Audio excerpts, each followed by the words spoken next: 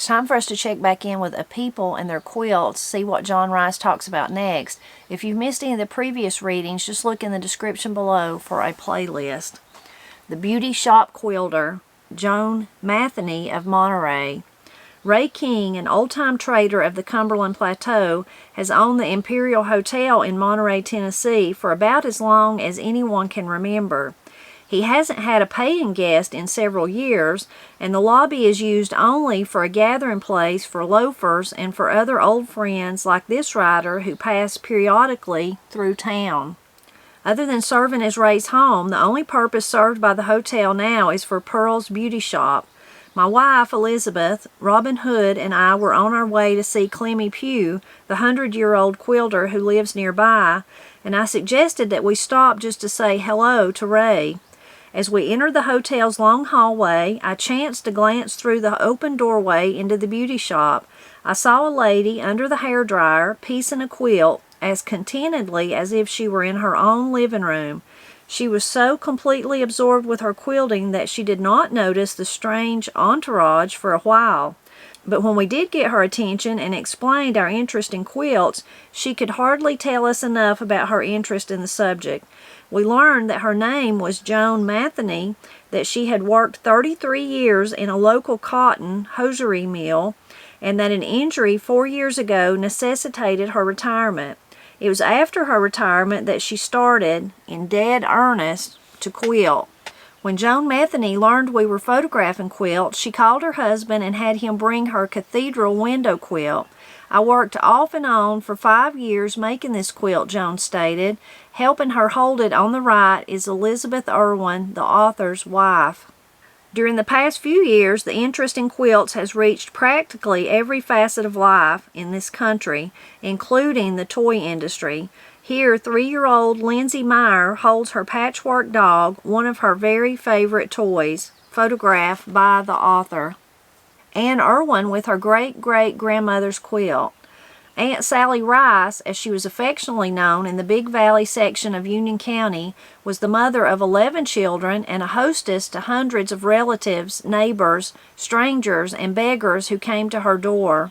Her husband, Henry Rice, operated a water-powered grist mill, and the mill patrons from the surrounding area often took their meals at the Rice home while waiting their turn of corn to be ground.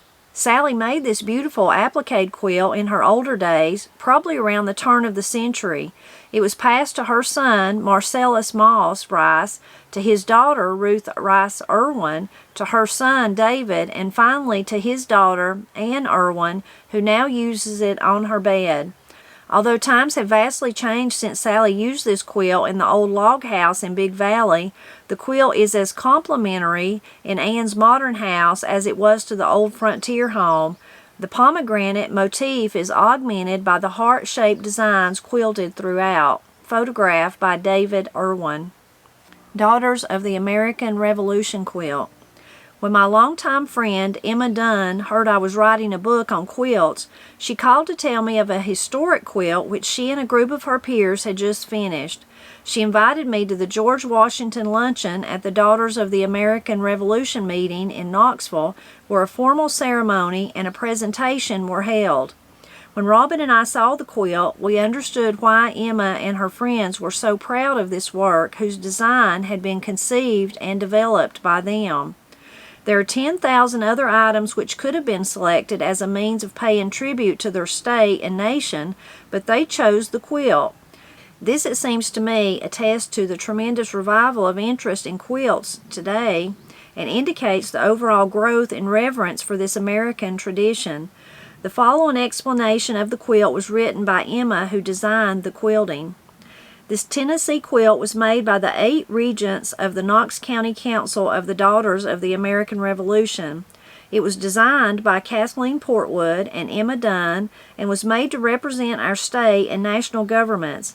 Our national government, as the head of our governmental system, is represented by the bald eagle, which was made by Emma Dunn. Above the eagle is the seal of the state of Tennessee, and below the eagle is the state map, both cross-stitched by Kathleen Portwood. The map shows the 4 larger cities as well as some of the major products produced in Tennessee. The upper right and upper left corner blocks portray the tulip poplar, Tennessee state tree, and the state bird. The state bird in the branches was made by Alma Daughtry and Francis Torbett. The bird and flower were designed by Alma Daughtry. On either side of the eagle is the Tennessee state flower, the iris, made by Edna Monroe and Alma Blackman. In the lower right and the lower left blocks is the pink dogwood, representing Knoxville, the dogwood capital of America. These were made by Mary Underwood and Alice Buford. The bottom center block contains the names of the Regents' organization. The top center block has the Tennessee flag made by Elsie Jenkins. The Tennessee Flag Pledge was written by our state DAR regent of 1980 through 1983, Mrs. James Harrison. The pledge, 3 white stars on a field of blue, God keep them strong and ever true. It is with pride and love that we salute the flag of Tennessee. The quilt, 82 inches by 109 inches, took 9 months to make and required approximately 550 woman hours. The quilting was done by the ladies in Gibbs community in northeast Knox County. It was presented to Mrs. James Harrison at the George Washington Luncheon in Knoxville on February 19, 1983, in appreciation of her 3-year service as Tennessee State Regent of the Daughters of the American Revolution. Pictured on the left side of the quilt are Emma Dunn, seated nearest the quilt. Seated beside her, Edna Monroe. Standing at left, Francis Torbett. Standing left center, Lucy Steele Harrison, to whom the quilt was presented. And standing in the rear at left is Mary Underwood. On the right side of the quilt are Alma Daughtry, seated nearest the quilt, Alice Buford, seated to the right, Alma Blankenship, standing at front right, Kathleen Portwood, right center standing, and Elsie Jenkins, right rear. Urn of flowers. At a recent antique show and sale in Nashville, we marveled at the number and quality of quilts and at the prices they commanded. This urn of flowers quilt shown here is a good example, priced at $9,500. It is believed to have been made in Maryland and is dated 1850 in the quilting and measures 81 inches by 88 inches. Photograph courtesy Thomas K. Woodard, New York City. Dr. Robert Harvey's prize-winning quilt. One of the eye-catchers at the 1983 annual Senior Citizens Quilt Show in Irwin, Tennessee, was a quilt made and entered by Dr. Robert E. Harvey. It had been awarded first place in its category. Even though I was much impressed by the beauty of the quilt itself, I was equally interested in the person who made it, inasmuch as he was a man as well as a physician. This was an unusual combination, I thought, for a quilter. In response to my letter to him, Dr. Harvey offered the following explanation. I never did any quilting until about 6 months after my retirement on July 1st, 1979. A friend was with me when I asked a clerk at a craft shop about a small cross-stitch piece to see if I could do it. She did not have any small items, but a full-size quilt top. I laughed about this, but my friend bought it and gave it to me as a Christmas present. I started working on it in January 1980 and had it finished by April 1st, 1980. One of the girls at the Senior Citizens had been my office nurse for 10 years, and she insisted on me entering the show. I did not have patience enough to quilt it, or any of them, so the ex-nurse got one of her senior citizens to quilt my top. It won 3 blue ribbons, including Best of Show, People's Choice, and Men's Division. So I decided to do more quilt tops, along with tablecloths and pillowcases. I'm 72 years old, have practiced general practice in Irwin, Tennessee since 1937, except for 5.5 years duty in World War II. As for therapeutic evaluation, it's just a good and rewarding way to spend spare time with good results. I'm finishing my 6th quilt top at the present. Smoky Mountain Quilters. The current revival of quilting bees is enjoyed by these women who are members of the Smoky Mountain chapter of the Tennessee Quilters Association and have their headquarters in Oak Ridge. They are shown here working on Tennessee dogwood, one of the blocks in the Tennessee sampler quilt discussed previously. It is believed that this is the first quilt being made using one of these patterns. The group of quilters meet once each week at the home of one of the members. Their quilts are sold by raffle to raise funds to sponsor their annual quilt show held in the Museum of Science and Energy in Oak Ridge. The quilters are shown at the home of Mary Ginger Newsell, where they usually meet. From the left and around the frame are Ginger Newsell in striped blouse, Julia Needham, Glennis Napo, partially hidden, Agnes Feary, Judy Elwood, Suzanne Hayes, Joyce Tenery, and Marianne Mulvanon. Community quilt.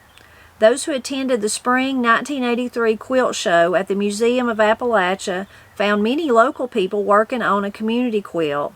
Nationally known comedian Archie Campbell is shown standing by the registration board where everyone who helped to make the quilt, shown in the foreground, signed their name. Archie is a native of Bulls Gap in East Tennessee. He recently told me of a quilt he made when he was 8 years of age. Because of illness, he was confined to his home, and for lack of anything more interesting to do, he, with the help of his mother, started quilting and found it to be very interesting. The quilter shown in the center with the cap is Johnny Majors, head football coach at the University of Tennessee. Over 500 people helped on this grandmother's flower garden under the direction of Opal Hatmaker, who is shown here in the red dress. The quilt which survived all these so-called quilters was completed in surprisingly good condition. It, along with the list of names of those who helped in the quilting, is on display at the museum. Alex Haley, the author of Roots, is shown here working on the community quilt. The 1983 Museum of Appalachia Quilt Show and Sale featured hundreds of old and recently made quilts accompanied by old-time folk, mountain, and bluegrass music. The museum band is shown here performing in the auditorium where the show was held. Quilt judging can be an arduous and unenviable task. Allison Arnold left, Susan Simpson, and Joyce Tenery are shown here judging at the Museum of Appalachia Quilt Show in the spring of 1983. Rova Bridges of Big Valley. Although Rova Bridges and her son, Poss, own several farms and want for nothing, they prefer the lifestyle of their pioneer ancestors who were early settlers of Big Valley in Union County, Tennessee.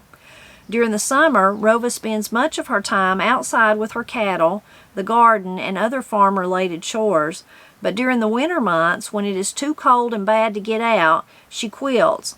One of the back rooms of her house has quilts stacked halfway to the ceiling. There is little chance that she and her son, who lives with her, will ever need them, but she enjoys quilting and continues to make them. I got the wool from old Rass Lindamood to stuff this quilt with, Rova remembers. She is shown with the quilt on the front porch of her home near Maynardville, a few hundred yards from where Roy Acuff, the undisputed king of country music, was born. Rova's overhead quilting frame is a permanent fixture in her living room. She is shown here with the last quilt she made. We'll stop right there for today. Interesting look into these quilts that John Rice talked about today, and also the people that were connected to them. The very first one, Joan Matheny was her name, the beauty shop quilt he talked about. They'd stopped at that, sounded like a really interesting old hotel to say hello to the, I think his name was Ray. And then he just happened to look in and see the lady there quilting under the hairdryer. I love that image, that she cared enough about her quilting and just was so interested in it that she took it with her. Now, I never do anything like that, but I often take a book with me because it's a book I just can't put down. Maybe I take a book to where I'm getting my hair cut or waiting on Granny in the doctor's office or something like that. Corey and Katie would take their, when they were both crocheting a lot, if we went somewhere, maybe to a concert or something like that, they would take their crochet with them and just sit there and crochet while they talked or while they watched the person that was performing. So I've definitely seen them do that, but I really loved that scene there that he painted of her in there quilting under the hairdryer. And then that she got so excited once he talked to her about it that she just called her husband and said, "You got to bring down my quilt, my cathedral quilt. I got to show it to these people." You tell she's proud of it. So I really loved that. I thought that was really cute, the little dog, the quilted dog. That was really cute and adorable. Granny's made a lot of little animals like that over the years, not necessarily quilted ones, but the shape of that one really reminded me of these cats that she made one time. Now I'm wondering where those cats are at, wondering what happened to them. I might still have one stuck somewhere in a closet or somewhere.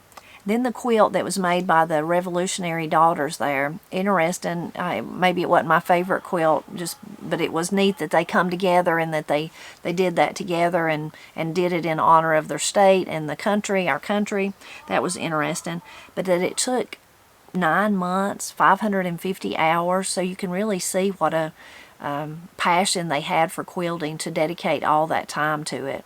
And it's really interesting to think about that, whether you're a quilter or maybe you're a crocheter like Granny and the girls when they were crocheting, a painter, whatever it is that you like to do creatively. And interesting that you get such joy out of that. I've talked about my very first video on YouTube on this channel was about the creativity that can be found in Appalachia. I can link to that. But that creativity, and often connected to the everyday like that, like the quilts. That now, nobody probably used that one to cover up with, but they might have, I don't know. But that creativity often in the everyday necessities. We all need quilts. Thinking of Corey and Katie crocheting maybe a hat or a scarf or a blanket, something like that. Certainly the things that Granny crochets, the sweaters and things. So really beautiful to think about that, about how that people take that time and energy. It's not really, it does take a lot of time, but it's a joy because they enjoy it. They're doing something they really enjoy. Reminds me, one time a lady told me that she was a knitter, and that she, of course, same thing, I'm talking about the creativity that goes into it and how she just loved it and loved making sweaters and different things. But she told me that her grandsons, one of them one time told her, said, "Granny, don't you realize you can just go to Walmart and buy that? You know, you could just go buy it already made." And she said, was kind of smiling about it and said she told him she knew that. But what she knew, he was the little guy, she knew was that you couldn't buy the joy that come with making it. You couldn't buy that creativity that, that need to create. You couldn't do that by going to the store and buying something. Anyway, really interesting to think about those and the people that are dedicated to, excuse me, whether you're quilting or crocheting or you're a blacksmith or a painter or whatever it is, really dedicated to that creativity. And last week's reading is where we read about that and got to see that Tennessee sampler quilt where they designed each square to represent something about Tennessee, and they did it with the purpose and the hopes that maybe someone would make a quilt similar to it. Maybe they'd make take 2 or 3 of the squares and make a quilt from that, or anyway, just for a sampler, like it said, so people could see. And I said, I wonder, did anybody make a quilt? Did anybody actually do that? Well, now we know that they did. That's in here, the Smoky Mountain Quilters was, that's what they were doing. They took the dogwood one. I think it was the dogwood one. I didn't write that down, but I think that's what it was. They took that, and then they were making their whole quilt of that, all there together at their quilting bee quilting. I really love that picture. It's a beautiful picture and beautiful quilt. But I love you can think about quilting bees, and I've never been to one, but anything like that also makes me think of like bean stringings and berry picking, and anything you do as a group, there's that camaraderie. There's you're working, but you're also getting to talk and tell stories and laugh and learn from each other. So that's really, really beautiful. And nice to know that their sampler quilt did get used. Probably more than that, but we know for at least one. Interesting story about Dr. Harvey there that ended up just by chance being a quilter after he had retired from work. I have a doctor, Dr. Hughes, an eye doctor I've been seeing for a long time. So he's a doctor and he quilts. He makes beautiful quilts. So I loved that. It made me immediately think of my Dr. Hughes. So that was interesting. And then the community quilt at the end, that was really interesting that all those people come together and just did a little bit, a little bit here and there. But I did not know, interesting to know that Archie Campbell, he was a quilter. So of course we all remember him. If you've ever watched Hee Haw, you'll remember him. He was one of the main people on Hee Haw, and always seemed very likable, and he was a great comedian and a great singer too, entertainer for sure. So that was interesting to learn that about him. I hope you enjoyed this part of the book. We're getting to the end. We've got one more reading after today. So next Friday, when you drop back by this, that'll be the last part of this book. And don't worry, I'll be finding us another book to start the following Friday. I hadn't quite decided what it is yet, but I'll come up with something. But I hope you'll leave a comment and tell me what you enjoyed about this part of the book, anything that jumped out at you. I'm always glad when you stop by to listen to what I'm reading.